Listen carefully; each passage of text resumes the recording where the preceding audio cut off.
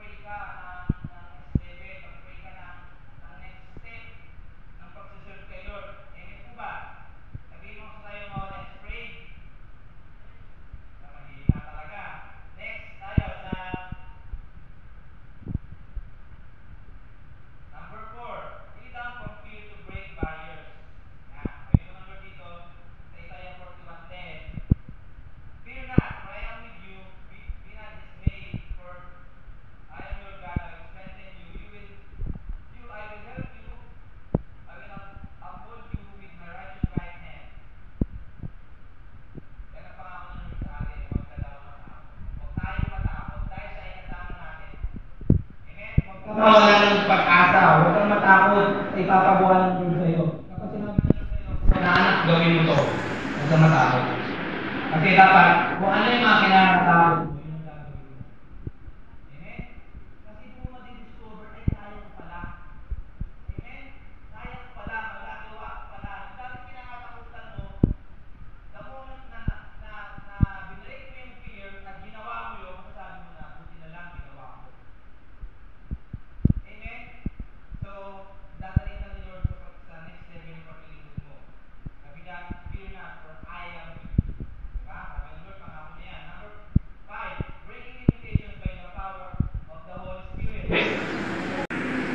sabi niya, no, but you will receive power when the Holy Spirit has come upon you, and you will be my witnesses.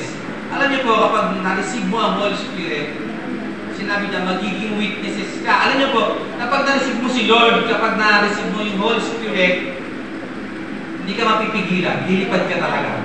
Amen?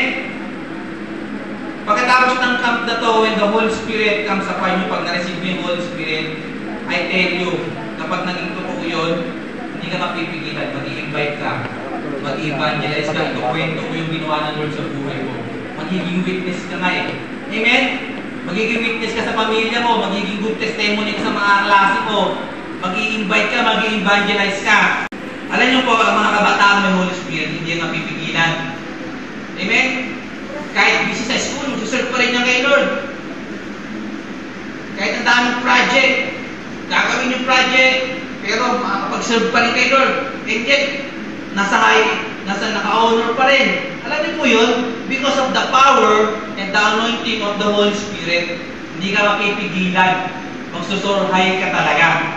Amen? Sino dito gusto magsurhay? Mahina. Sino gusto magsurhay? You need the power of the Holy Spirit. And lastly, meron pa pala, respect the persistent pursuit of divine purposes. Sabi sa Galatians 6:9, ay po yan, and let us now grow weary of doing good, for in due season we will reap if we do not give up. Sabi po dyan, huwag mong susukuan yung ginagawa ko para kay Lord. Yan ang pinasabi dyan eh. Kung meron kang bibitawan, huwag si Lord. Amen? Kung meron kang aalisan, kung meron kang i-give up, huwag yung paglilingkod mo kay Lord. Minsan kasi sa mga kabataan, kapag